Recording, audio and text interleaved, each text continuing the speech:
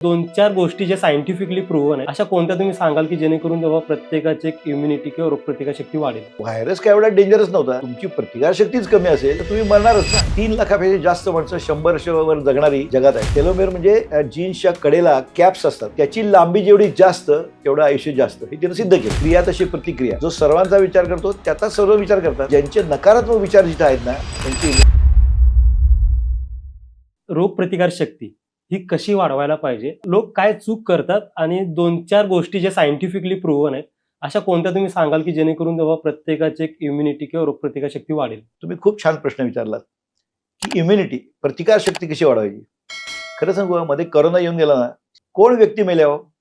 ज्यांची प्रतिकारशक्ती कमी होती तेच मेले. त्या कोमॉर्बिड म्हणायचे, बरोबर की नाही? 90 वर्षाची माणसं सुद्धा जगली ना. तर व्हायरस काय एवढा डेंजरस नव्हता. तुमची प्रतिकारशक्तीच कमी असेल तर तुम्ही मरणारच ना. मग प्रतिकारशक्ती कशी वाढवायची यावर एलिझाबेथ ब्लॅकबर्न नावाच्या सायंटिस्टनी प्रचंड प्रयोग केले.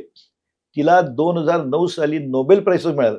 मग तिनं शोधून काढलं की ती म्हणली 4 फॅक्टर्स आहेत की ज्याने तुमची प्रतिकारशक्ती वाढते. कुठले कुठले फॅक्टर? डाएट म्हणजे आहार, कळलं, एक्सरसाइज म्हणजे व्यायाम, तिसरं झोप, आणि चौथं सामूहिक प्रार्थना, सामूहिक चांगलं चिंतन, पॉझिटिव्ह थिंकिंग किंवा हार्मोनियस थिंकिंग, हे शोधून काढलं. तिनं कित्येक हजार लोकांचं हे सगळं तपासलं. तेव्हा तिच्या लक्षात आलं की आपले क्रोमोझोम्स असतात ना, जीन्स, त्याला टेलोमियर म्हणतात. टेलोमियर म्हणजे जीन्सच्या कडेला कॅप्स असतात. त्याची लांबी जेवढी जास्त तेवढं आयुष्य जास्त, हे तिनं सिद्ध केलं.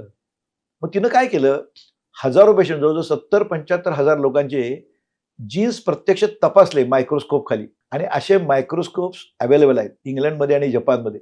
तपासले. 3 लाखापेक्षा जास्त माणसं 100 वर्षावर जगणारी जगात आहेत. जपानमध्ये खूप आहेत, स्कॅन्डिनेव्हियन कंट्रीमध्ये खूप आहेत, काही भारतात आहेत, काही रशियात आहेत, सगळीकडे आहेत. आता डाएट येण्याच्याविषयी मी बोलेनच, पण सकारात्मक विचार पेक्षा देखील सकारात्मक विचार. आता तुम्हाला कल्पना असेल की मी जीवनविद्येचा माणूस आहे, म्हणून आमची एक विश्व प्रार्थना आहे. ती ऐकायला म्हणजे तुम्हाला कळेल की सकारात्मक विचार म्हणजे काय. हे ईश्वरा, सर्वांना चांगली बुद्धी दे, आरोग्य दे, सर्वांना सुखात आनंदात ऐश्वर्यात ठेव, सर्वांचं भलं कर, कल्याण कर, रक्षण कर, आणि तुझे गोड नाम मुखात अखंड राहू दे. तुमच्या लक्षात सर्वांचा विचार येतो. आम्ही अगदी सिंपल गोष्ट आहे, क्रिया तशी प्रतिक्रिया. जो सर्वांचा विचार करतो त्याचा सर्व विचार करतात. म्हणून असं वाक्य आहे, आय लीड्स टू इलनेस आणि वी लीड्स टू वेलनेस. हे कधी विसरायचं नाही.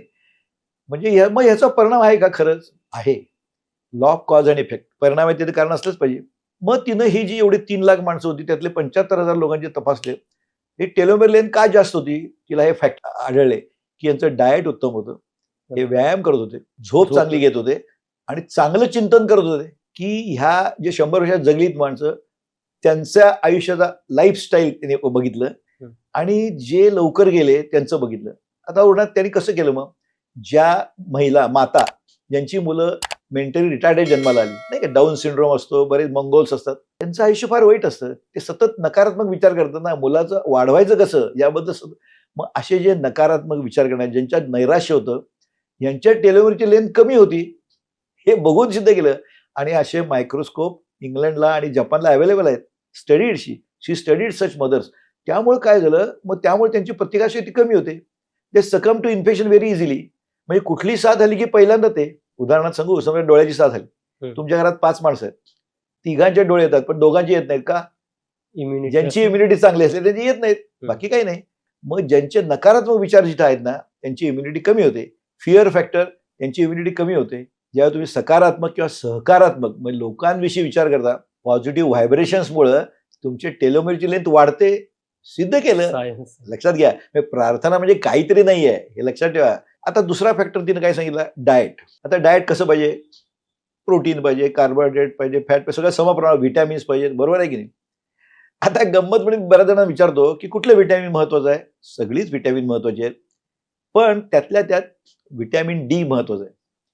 मी जर तुम्हाला प्रश्न विचार, व्हिटॅमिन डी कुठून मिळतं मला सांगा? सनलाईट, सूर्यप्रकाशातून मिळतं, बरोबर आहे की नाही?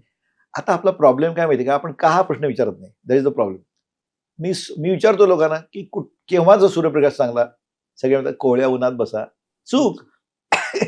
सकाळी 10 ते 2 या वेळात UVB रेज असतात, अल्ट्राव्हायोलेट रेज असतात. ते ज्यावेळी स्किनवर पडतात तेव्हा स्किनवर व्हिटॅमिन D3 तयार होतं, कळलं की नाही? आणि हे D3 तयार झालं की that helps to absorb calcium, त्यामुळे बोन्स चांगले बनतात आणि हे अँटीऑक्सिडंट सुद्धा आहे. 10 ते 2 या वेळात. पण आतापर्यंत तर असंच प्रचलित होतं की हा. बाबा सकाळचं कोवळून, Correct. स्पेशली आपणही बघायचं की लहान मुलांना जेव्हा ते बाळ हे असतं की प्रत्येक जण त्याचे आजी आजोबा आई वडील त्यामुळे कोवळवून देतात त्यांना. चूक. कारण 10 ते 2 भारतामध्ये 10 ते 2 म्हणून म्हटलं ना, काय गुगल आहे की नाही हल्ली, गुगलचा वापर करत नाही ना कोणी. तुम्ही घाला गुगलवरती, which is the time when you get good ultraviolet rays to increase, you will get 10 to 2 in India. पण ते 10 to 2 मध्ये जर मॅक्सिमम आता सनस्क्रीन लावून हे करतात जर बाहेर असतील चूक तरी. आहे ते. 15 मिनिटं रोज तुम्ही उघडं शरीरावर घेतलंच पाहिजे. त्याच वेळी व्हिटॅमिन D3 मिळतं. कोवळ्यावर अजिबात मिळत नाही असं नाही, पण फार कमी मिळतं.